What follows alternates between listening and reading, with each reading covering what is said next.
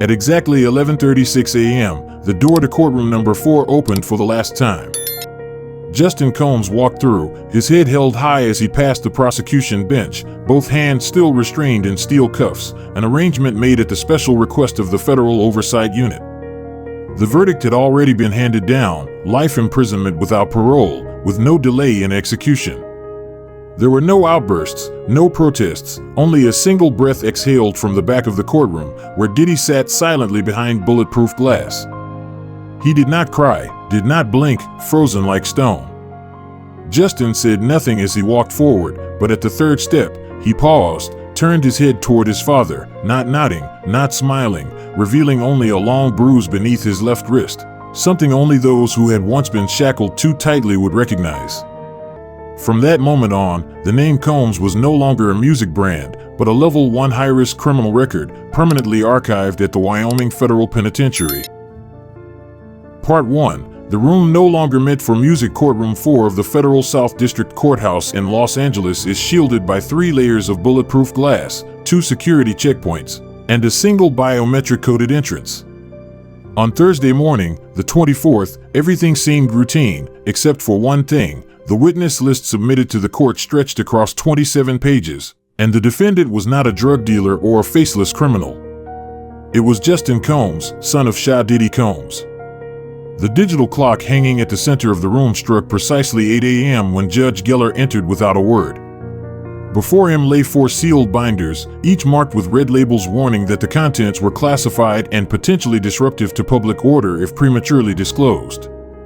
A man in a gray suit from the Special Investigation Office handed over a handheld data storage device, sealed in an electrostatic bag.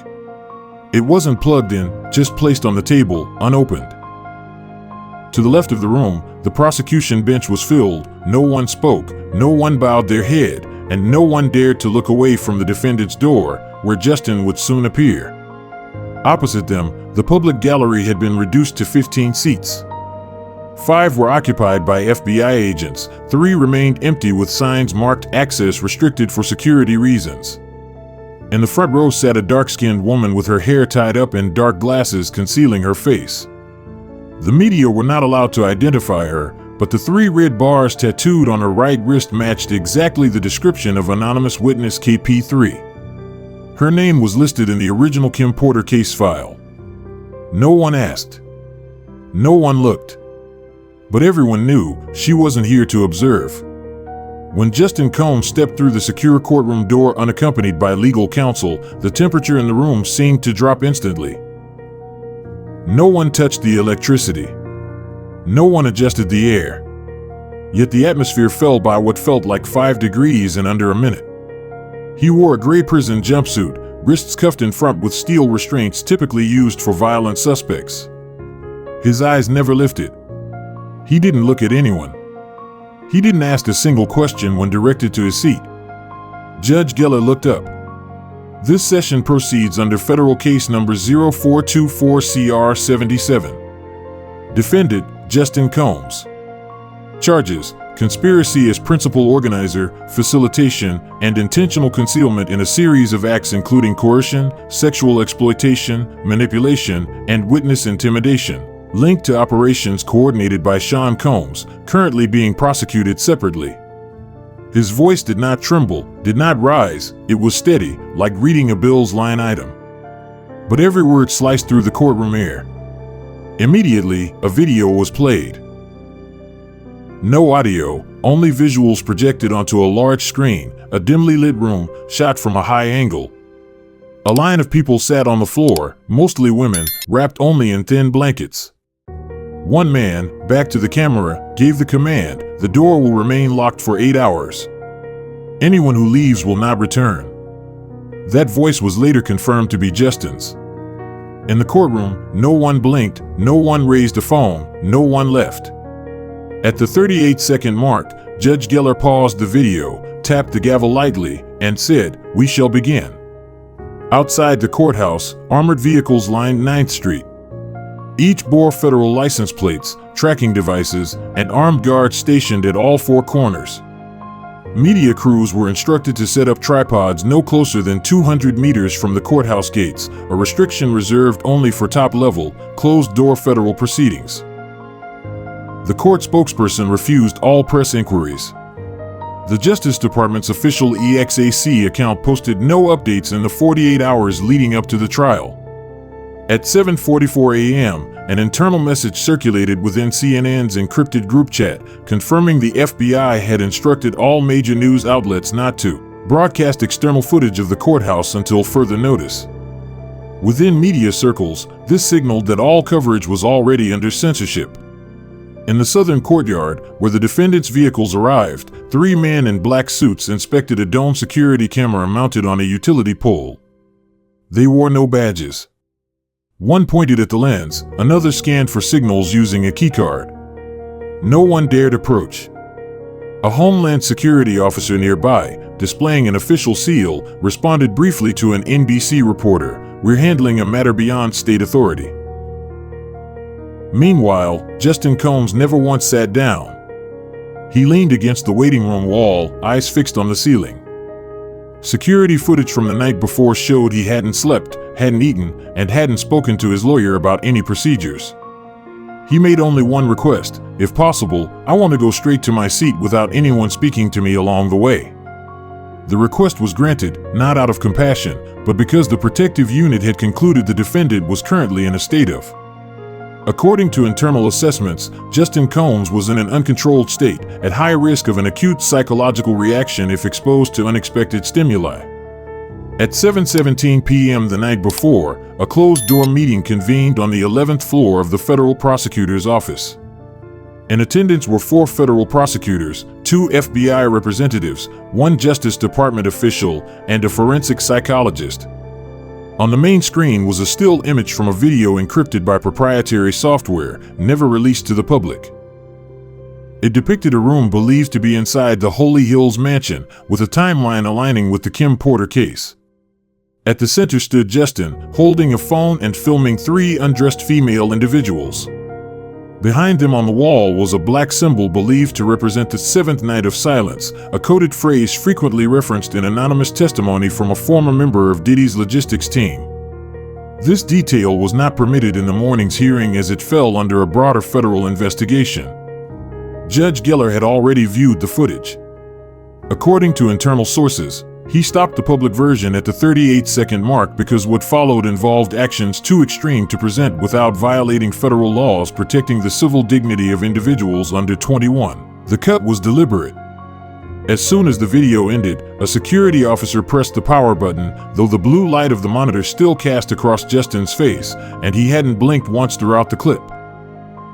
Under his chin was a small abrasion, later confirmed as self-inflicted 2 days earlier during solitary confinement for reasons still undisclosed. In the witness protection seating area, the woman with the 3 red bar tattoo did not look at the screen, but when the judge leaned forward, she drew in a sharp breath. No tremor, no panic, but her shoulders tensed just enough for the camera to notice. According to the accompanying investigator, she had survived one of the nights later described as orgiastic and had lost all short-term memory for 36 hours following her exit from the mansion in 2016.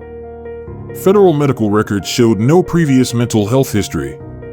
When Judge Geller declared, "We shall begin," the entire courtroom stood, except one person, Justin.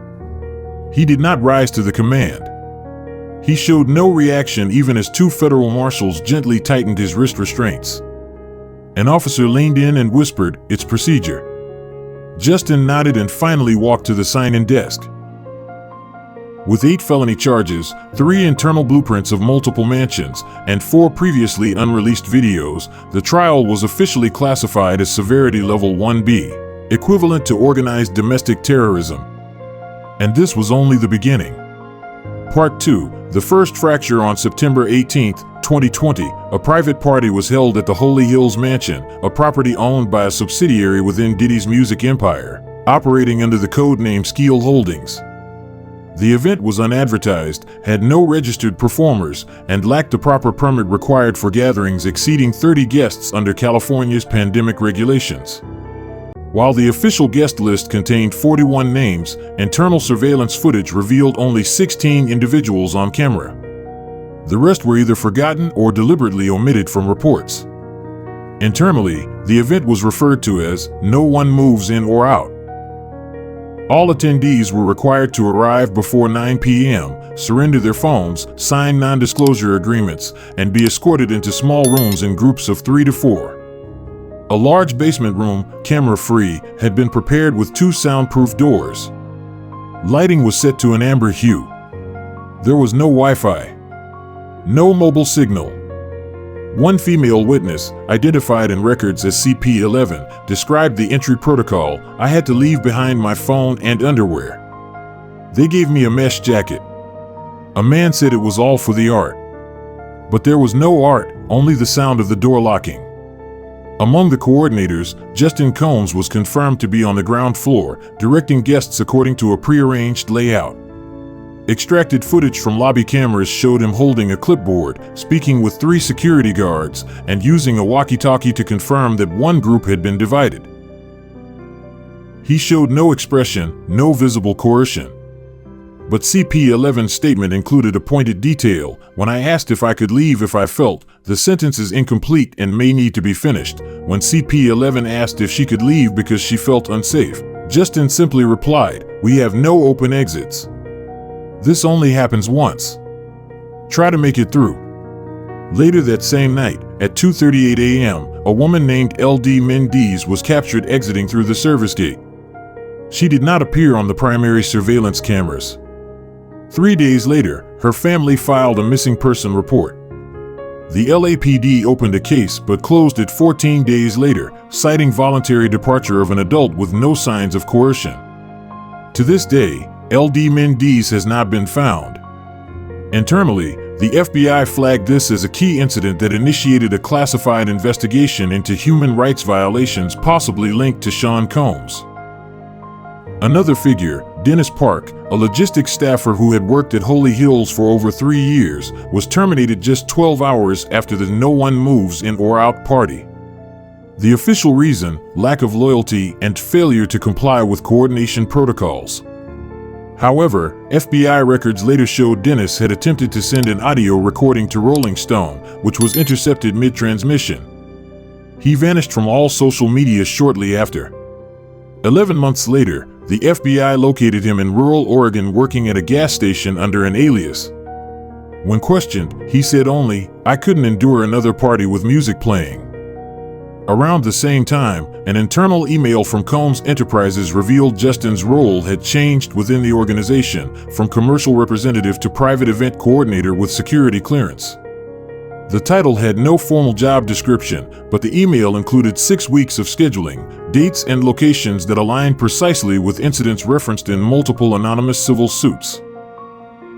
Though Diddy was reportedly out of Los Angeles at the time, logs revealed remote camera access activity under user ID JNR00001 at 1:13 a.m., a username exclusively assigned to Justin between October 2020 and early 2021. Over time, more than 9 individuals began providing anonymous testimony to the FBI. 4 of them independently described Justin as the primary overseer, door locker, or coordinator in Diddy's absence. This shifted the entire investigation's focus, from Diddy acting alone to the possibility of Justin being a direct accomplice and, eventually, the prime suspect. At that point, however, everything remained circumstantial: no direct video proof, no formal witness testimony, and no insider had agreed to speak on the record. As FBI agent Marvin Pute noted in an internal memo, these individuals exhibit collective amnesia. Something is making them forget, or making them afraid to remember. That changed in 2023 when an unverified video file was submitted through the courthouse security system. It showed Justin holding a key ring, locking a row of steel doors, and stating, "Everyone goes into their room only. No looking at each other." That footage gave prosecutors the legal grounds to reclassify the case. From that moment forward, the case file no longer centered on Diddy, but on Justin. Part 3. Behind closed doors. After the trial concluded at 2:27 p.m. on May 19th, Justin Combs was transferred to the Federal Hudson Detention Center, assigned to Unit 8, designated for inmates under Level 3 Special Mental Health Oversight. These are individuals deemed high risk for psychological breakdown or disruptive behavior if housed with others. The intake unit contains 12 soundproof single-occupancy cells, built with double-insulated walls, round-the-clock surveillance, and a strict ban on sharp objects, including plastic utensils. Upon intake, staff documented 4 unusual markings on Justin's body: a crescent-shaped bruise on his left rib cage, a shallow healed cut above his right cheekbone, a faint vertical cut on his left wrist, and a faded ink line running from his waist to his navel. It was unclear whether the line was a tattoo or handwritten. Per protocol, his full-body photo was blurred before being sent to the specialized mental health evaluation unit. The next morning, forensic physician ID OS 402 was assigned to conduct a comprehensive 6-page report. It found no new fractures or bruises, though some old wounds appeared to have been self-treated using unknown methods. The ink line on his abdomen, if a tattoo, had been applied at least 72 hours before and was not listed in medical records at the time of arrest. When reversed and analyzed through a mirror, the writing spelled Porter. According to FBI records, Kim Porter, Justin's legal stepmother, once lived with him prior to her controversial death. During his first 48 hours in solitary, Justin refused all food and fluids, even water. A night shift nurse noted, the defendant sat on the bed staring at a white wall for 7 hours straight. At 3:41 a.m. on the second night, a security officer recorded a soft whisper picked up by the audio system: "They're not dead. We just made them disappear. They're not dead." The 2-minute 17-second clip was encrypted and sent to the psychological team at Fort Meade.